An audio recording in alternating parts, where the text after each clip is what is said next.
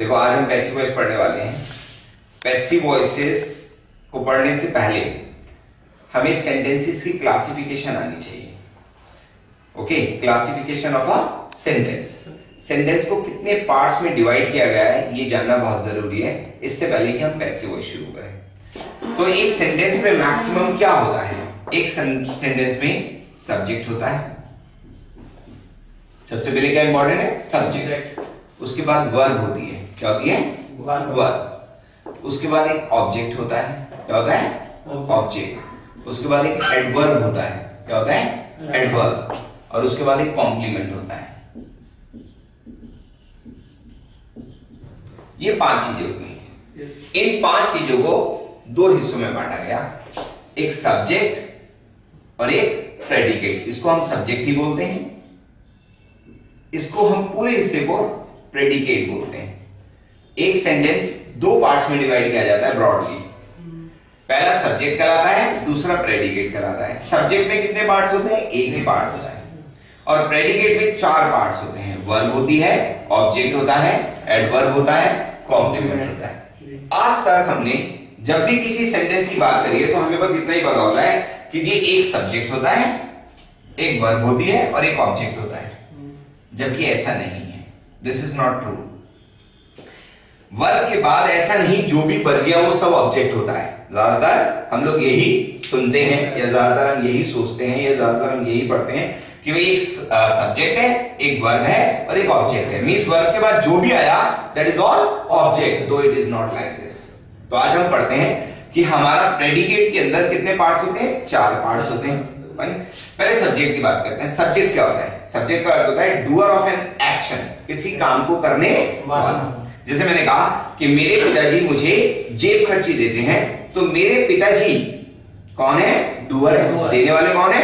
मेरे पिताजी। तो मेरे पिताजी वर्ड क्या हो गया है? सब्जेक्ट हो गया है। This is clear. जैसे आपने कहा कि कुमार सर हमें अंग्रेजी पढ़ाते हैं, तो इसमें पढ़ाने वाला कौन है? कुमार सर। तो वो सब्जेक्ट हो गए। This is clear. मैंने कहा कि दिल्ली की जलवायु मेरे अनुकूल नहीं है, तो अनुकूल कौन नहीं है? दिल्ली की जलवायु। तो दिल्ली की जलवायु क्या हो गया? सब्जेक्ट हो गया। This is clear. तो आपको क्या ढूंढना होता है? पहले सब्जेक्ट। सब्जेक्ट का मतलब क्रिया को करने वाला, क्रिया को करने वाला, डूअर ऑफ एन एक्शन। इसके बाद हम आगे बढ़ते हैं। वर्ब। वर्ब को सीधा सीधा जितने भी रूल्स होते हैं, नियम जितने भी होते हैं, उन सबको हम वर्ब्स ही बोलते हैं। जैसे प्रेजेंट इंडेफिनिट में हमने क्या पढ़ा? प्रेजेंट इंडेफिनिट में वर्ब की फर्स्ट फॉर्म लगाते हैं तो वो हमारा वर्ब की कैटेगरी है। Do does plus first form लगाते हैं वो हमारी वर्ब की कैटेगरी है। प्रेजेंट कंटीन्यूअस में हमने क्या पढ़ा? Is am are plus first form plus ING, ये हमारा वर्ब का सेक्शन है। मीन जितने भी रूल्स आपने पढ़े हैं वो सारे के सारे कहां आकर रुकते हैं? वर्ब के पास। प्रेजेंट परफेक्ट का रूल क्या है? Has, have plus third form of the verb. तो हैज और हैव से लेकर थर्ड फॉर्म तक हमारा क्या है? वर्ब है। फ्यूचर इंडेफिनिट का रूल क्या है? Will, shell plus first form of the verb. तो विल प्लस फर्स्ट फॉर्म या शैल प्लस फर्स्ट फॉर्म हमारा क्या है? वर्ब है। मींस जितने भी नियम पढ़े हैं वो वर्ब पर आकर के सिमट जाते हैं। अब बात करते हैं ऑब्जेक्ट की। ज्यादातर हम लोगों ने आज तक क्या पढ़ा कि ऑब्जेक्ट सारा जो बच गया है वो सारा का सारा क्या होता है? ऑब्जेक्ट होता है। अब हम बात करते हैं ऑब्जेक्ट बेसिकली है क्या। ऑब्जेक्ट क्या है? अगर हम वर्ब पे खड़े होकर के सवाल करें वर्ड से, किससे सवाल करें? वर्ड से। किससे सवाल करें? वर्ड से। तो वो हमारा क्या कहलाता है? ऑब्जेक्ट कहलाता है। जैसे मैंने कहा, जैसे मैंने एक सेंटेंस लिखा, I teach English. I teach English. तो हम वर्ब पर खड़े होते हैं और एक सवाल करते हैं, आई टीच व्हाट। तो आप क्या जवाब दोगे? English. I teach what. What से सवाल करने पर जो भी जवाब निकल के आएगा वो वाक्य का ऑब्जेक्ट कहलाता है। वो क्या कहलाता है? वाक्य का ऑब्जेक्ट कहलाता है। तो यहां पर इंग्लिश वर्ड इस सेंटेंस का ऑब्जेक्ट है। इस सेंटेंस का क्या है? ऑब्जेक्ट। ऑब्जेक्ट। तो आपको सिंपल सी थ्योरी क्या याद रखनी है? अगर मैं वर्ब पे खड़े होकर के वर्ड से सवाल करूंगा तो जो जवाब में निकलेगा वो मेरा क्या कहलाएगा? ऑब्जेक्ट कहलाएगा। क्या कहलाएगा? ऑब्जेक्ट कहलाएगा। जैसे मैंने कहा, my father gives pocket money. तो इसमें वर्ब क्या है? गिव्स। तो my father gives what? Pocket money. तो इस सेंटेंस में अगर आपसे कोई पूछे इस सेंटेंस में ऑब्जेक्ट क्या है, तो आपका जवाब क्या होगा? Pocket money. Pocket money. क्या होगा? Pocket money. तो my father gives pocket money, pocket money इसमें क्या कहलाएगा? ऑब्जेक्ट कहलाएगा। क्या कहलाएगा? ऑब्जेक्ट कहलाएगा। फाइन। जैसे like I play cricket, I play cricket. Play verb है, इस पे खड़े होकर सवाल करते हैं आई प्ले व्हाट। क्रिकेट। तो अगर आपसे पूछे कोई इस सेंटेंस में ऑब्जेक्ट क्या है, तो क्रिकेट जो है इस सेंटेंस का ऑब्जेक्ट है। This is an object, this is an object. Object के बारे में समझ आया कि ऑब्जेक्ट क्या होता है? ऑब्जेक्ट जो है वर्ब पर खड़े होने पर, व्हाट से सवाल करने पर जो भी जवाब निकलता है वो क्या कहलाता है? उसका ऑब्जेक्ट कहलाता है। अब अगर आप वर्ब पर खड़े होकर के एक सवाल करें whom से, इससे सवाल करें whom से, whom से सवाल करने पर भी जो जवाब निकलेगा वो उस सेंटेंस का ऑब्जेक्ट कहलाता है। क्या कहलाता है? ऑब्जेक्ट। जैसे फॉर एग्जांपल मैंने सेंटेंस लिया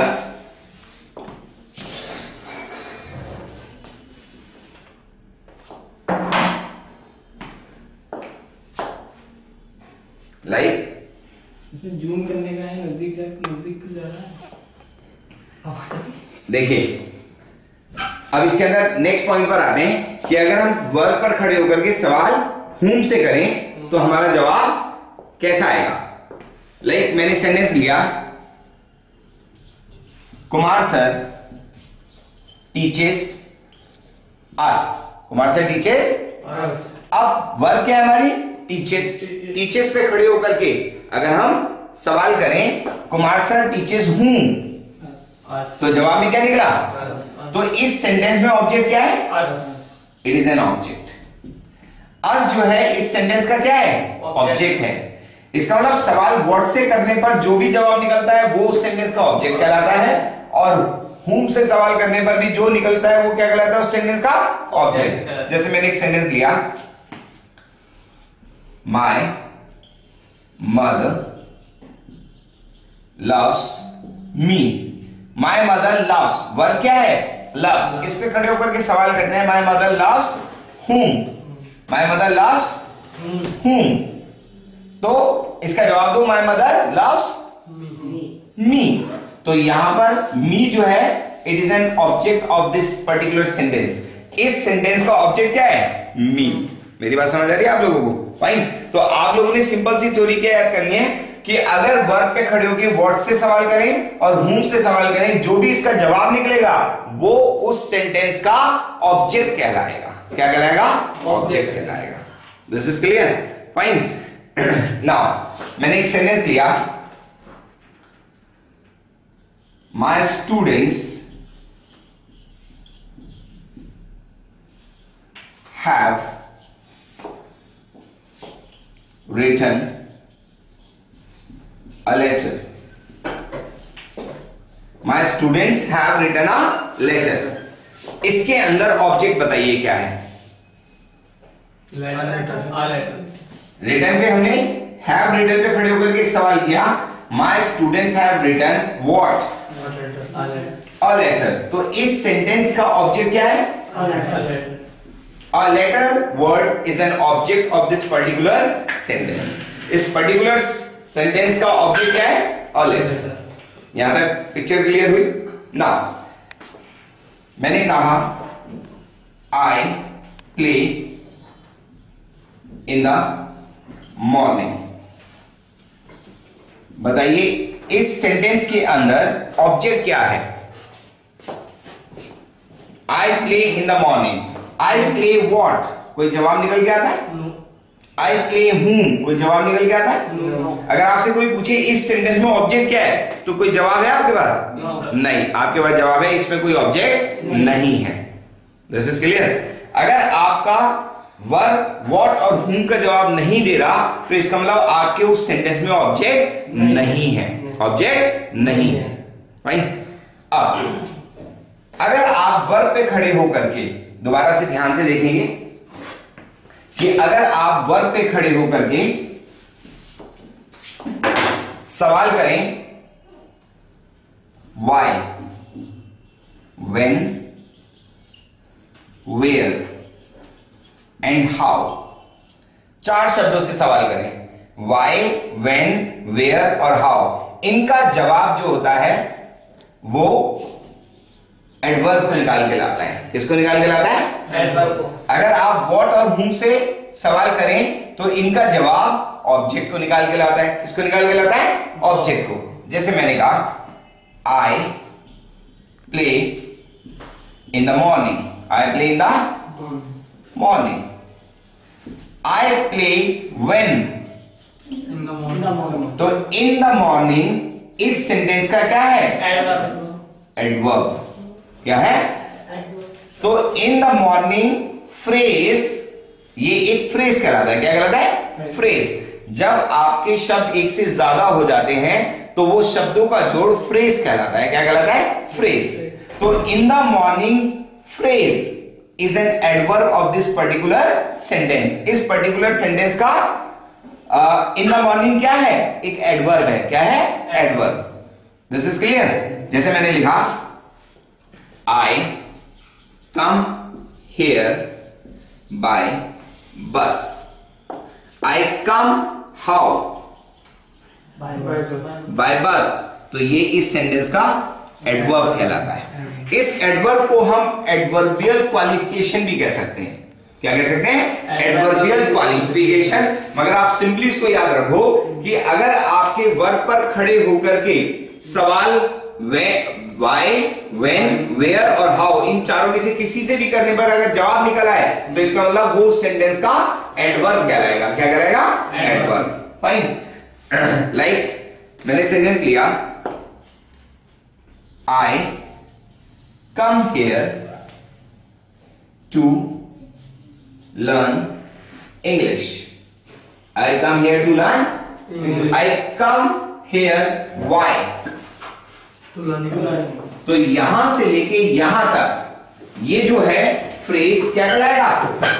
एडवर्ब। क्या कहलाएगा? एडवर्ब। फाइन। इसका वर्ड में तो हो सकता है। क्या सीखना है आपने? हाँ? क्या सीखना है?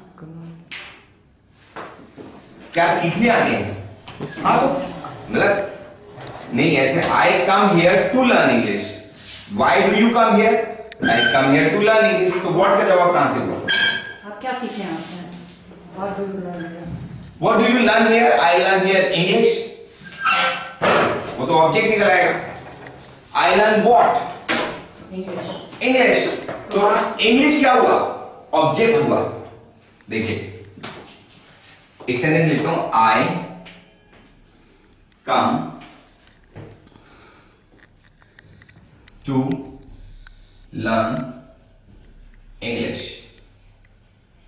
I come to। अब आप सवाल क्या करोगे? Why do you come here? यही सवाल करोगे। ठीक है।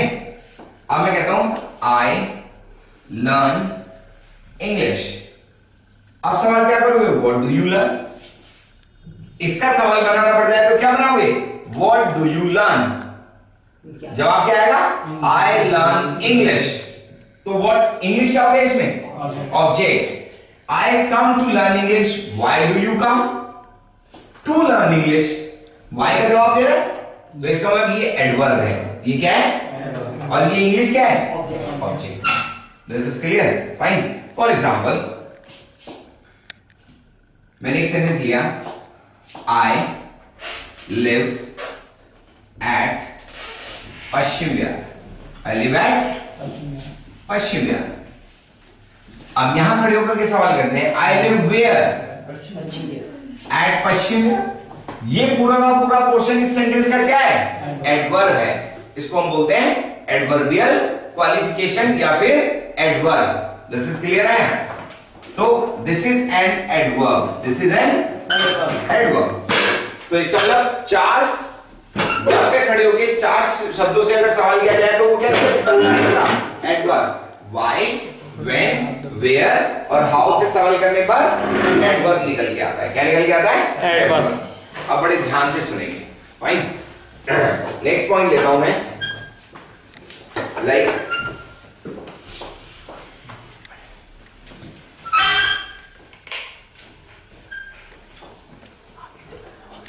अगर टाइम मेंशन हो तो क्या वो एडवर्ब वर्ड का भी यूज नहीं हो सकता? अगर टाइम मेंशन हो तो जैसे वो कितने हो गए 5 बजे घर आता है। Hello switch off this. Now next point देखते हैं कि कॉम्प्लीमेंट क्या होता है। कॉम्प्लीमेंट क्या होता है? कॉम्प्लीमेंट का अर्थ होता है पूरक। क्या अर्थ होता है? पूरक। फाइन। तो पूरक मीन्स अगर कोई शब्द आपके सब्जेक्ट के पूरक हो, मीन्स सब्जेक्ट की पूर्ति करता हो। आपका सब्जेक्ट और आपका ऑब्जेक्ट अगर एक दूसरे की पूर्ति कर रहे हैं तो वो कॉम्प्लीमेंट कहलाते हैं। जैसे मैंने बोला my father is a businessman. My father is a, my father, मेरे पिताजी कौन है? बिजनेसमैन। ये बिजनेसमैन कौन है? मेरे पिताजी। मीन्स माय फादर बिजनेसमैन का पूरक है और बिजनेसमैन कौन है? मेरे पिताजी। तो ये एक दूसरे के क्या है? पूरक। जब आपका सब्जेक्ट और ऑब्जेक्ट एक दूसरे के पूरक होते हैं, एक दूसरे की पूर्ति कर रहे होते हैं, तो फिर वो शब्द ऑब्जेक्ट नहीं कहलाता, फिर वो क्या कहलाता है? कॉम्प्लीमेंट। क्या कहलाता है? कॉम्प्लीमेंट। ठीक है। जबकि जवाब व्हाट का ही होता है, what is your father? My father is a businessman. जवाब व्हाट का ही है, मगर अगर वो जवाब सब्जेक्ट के इक्विवेलेंट है, क्या है सब्जेक्ट के इक्विवेलेंट, तो वो क्या कहलाता है? उसका कॉम्प्लीमेंट कहलाता है। क्या कहलाता है? कॉम्प्लीमेंट। जैसे मैंने बोला ही लुक्स हैंडसम। ही कौन है? हैंडसम। हैंडसम कौन है? एक दूसरे के पूरक है, एक दूसरे की क्या कर रहे हैं? पूर्ति कर रहे हैं। ही कौन है? हैंडसम। हैंडसम कौन है? ही। तो एक दूसरे की पूर्ति कर रहे हैं, जबकि जवाब व्हाट का ही है। ठीक है। तो आपने क्या याद रखना है कि अगर आपका ऑब्जेक्ट, क्या बोला मैंने, अगर आपका ऑब्जेक्ट सब्जेक्ट की पूर्ति कर रहा हो तो उसको हम ऑब्जेक्ट नहीं बोलते, उसको फिर हम कॉम्प्लीमेंट बोलते हैं। क्या बोलते हैं? कॉम्प्लीमेंट। जैसे मैंने कहा Kumar sir is a teacher. Kumar sir कौन है? A teacher. टीचर कौन है? Kumar sir. Means Kumar sir teacher है, टीचर कुमार सर है, तो एक दूसरे के क्या है? पूरक है। तो ये वर्ड अ टीचर वर्ड क्या बोलोगे आप?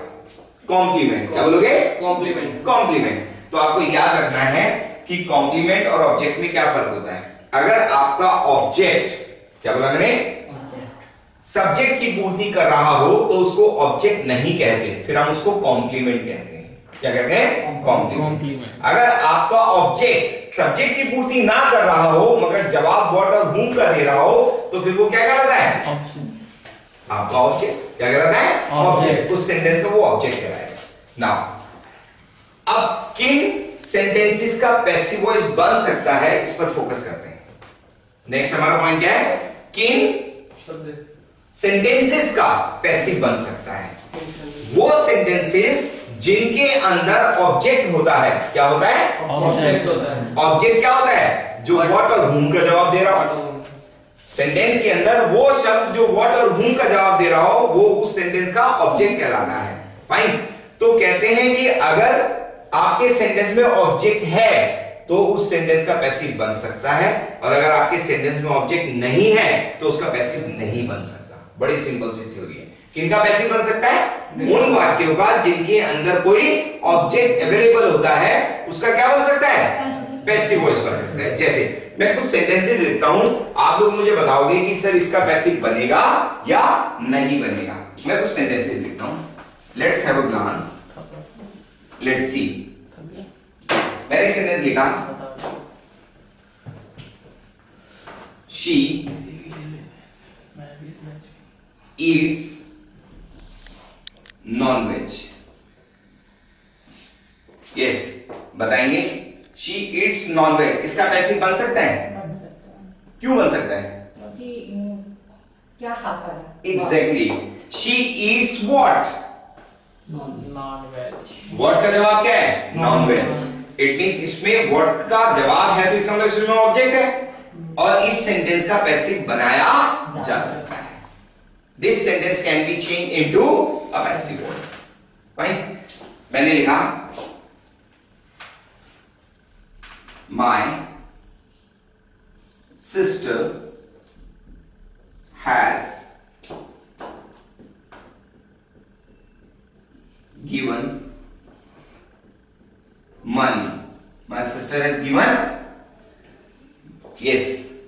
बताओ इसका पैसिव बन सकते हैं? कैसे बन सकते हैं? क्वेश्चन में व्हाट का जवाब है? क्या जवाब है?